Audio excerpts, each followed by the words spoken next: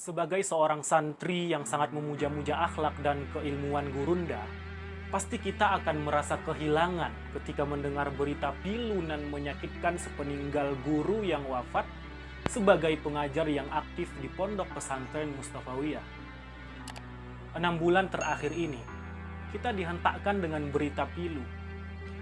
5 pesohor keilmuan dan sering dikonotasikan sebagai guru besar, guru favorit, dan guru yang dekat dengan para santri, purna tugas. Purna dan benar-benar selesai dari semua tanggung jawab untuk mencerdaskan kehidupan bangsa.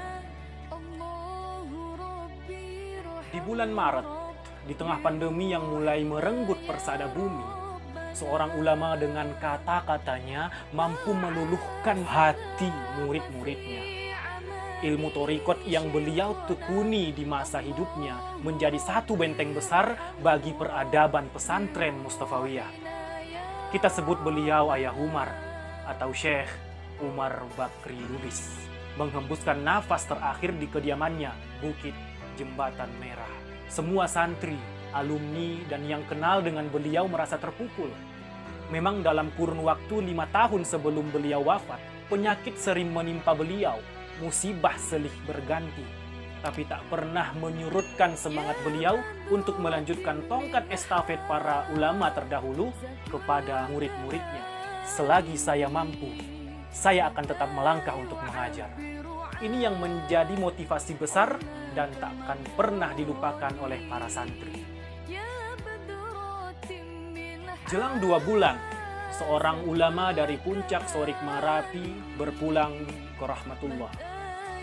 Beliau adalah ayahanda Tuan Guru Marwanuddin Lubis.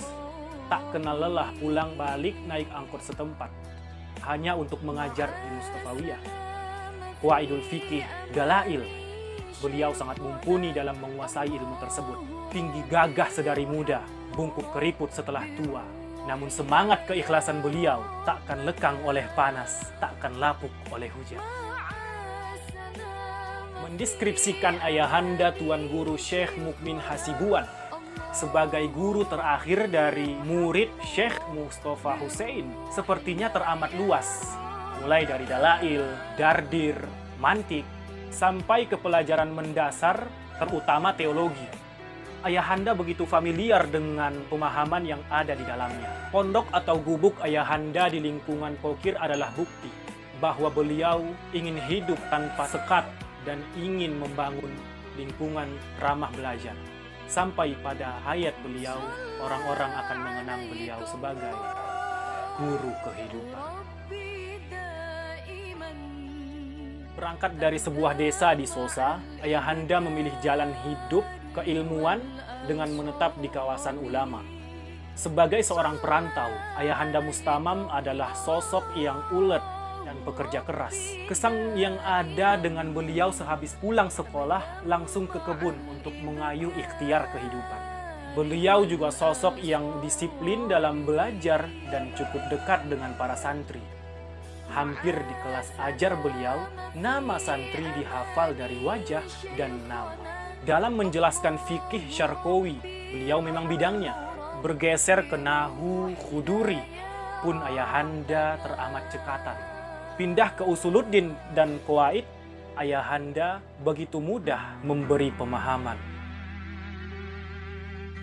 Tak sampai sepekan, sedu yang belum hilang kian menambah cucuran air mata ketika mendengar ayahanda dari Gunung Tua yang dikenal dengan pendiam dan sangat tegas dalam memutuskan suatu masalah.